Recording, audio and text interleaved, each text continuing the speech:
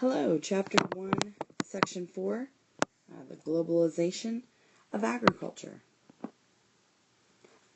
Agriculture spread in two ways. First, diffusion, which is the gradual spread of techniques and even perhaps plants and animals, but without a lot of movement of the human population.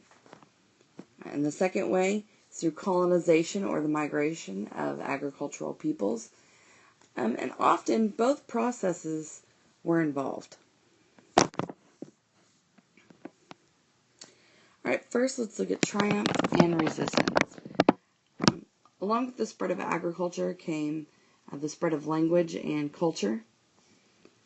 First we have the Indo-European languages that probably started in Turkey, but are spoken today from Europe all the way to India. There's a similar process with Chinese farming and the spread of the Bantu language in southern Africa, and even a similar spread of the Austronesian-speaking peoples to the Philippines and the Indonesian islands, and then even on into the Pacific Islands and Madagascar.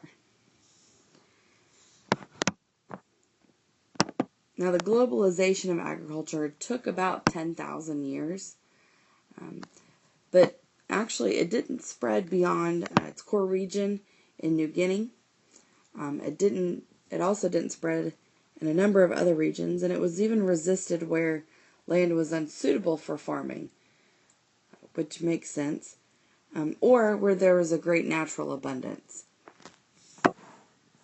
Now, by the beginning of the Common Era, the hunting and gathering peoples had become the minority of humankind.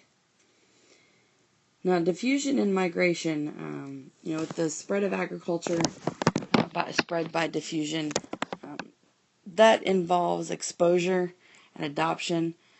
The spread from China into Southeast Asia is an example of this process. And agriculture also spread by migration, which involved agricultural ways of life being forced on conquered people or the displacement of existing communities. And like I mentioned earlier, the sub-Saharan African Bantu migrations illustrate this phenomenon. I believe there was a map of the Bantu-speaking peoples and their migration in the previous section. Now, resistance. Some resisted agriculture for environmental reasons. That was the unsuitable land for farming, or where there was a great natural abundance. And their land just wasn't suited well for agriculture, or they didn't need it. But this was the end of old ways of life. Settled agricultural communities were often incompatible with the hunting and gathering groups. And that led to, at times, even violent displacement. And some pre-agricultural societies were changed by exposure to technology or even epidemic diseases. Some actually intermarried with members of the new settled society.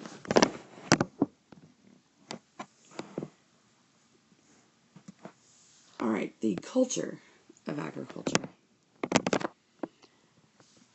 Now, agriculture led to greater populations, as we talked about earlier. More food meant more people. And these are some of the significant changes in world population. 10,000 years ago, there were approximately 6 million people. 5,000 years ago, there were approximately 50 million people. And at the beginning of the Common Era, which is approximately 2015 years ago, there were approximately 250 million people. And of course, that's going to have a significant impact on the environment. And some of those environmental effects include the fields and the grazing lands replace the forests and the grasslands.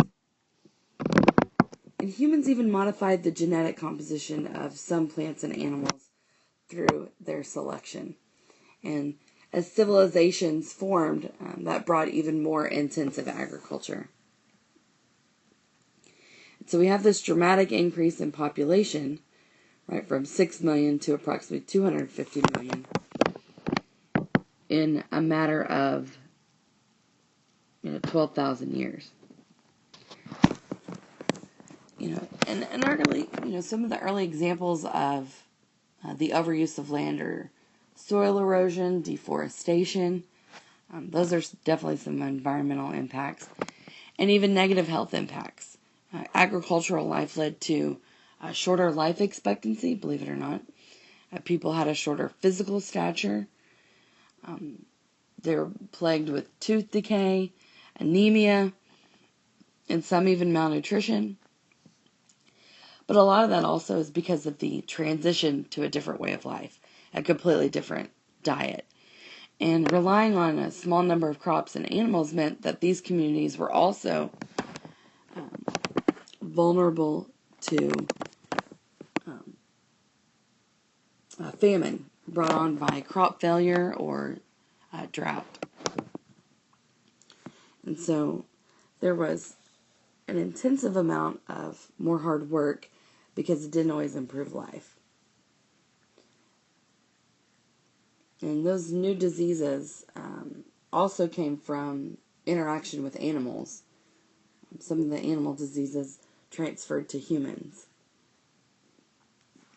These first epidemics were a large part because of larger communities and their interaction with people together.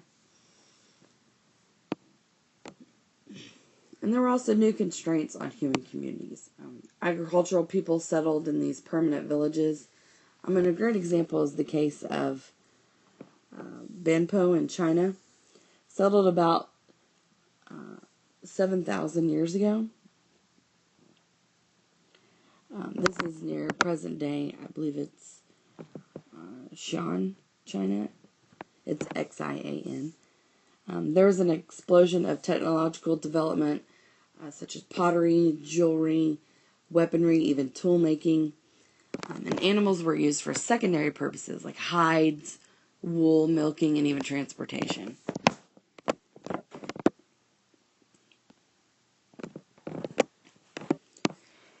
And so that explosion of technological innovation was very important for humans. I know it says pots, but it should say pottery. And this is secondary. If you'll notice, I use a lot of shorthand when writing notes. Hopefully you understand all of it.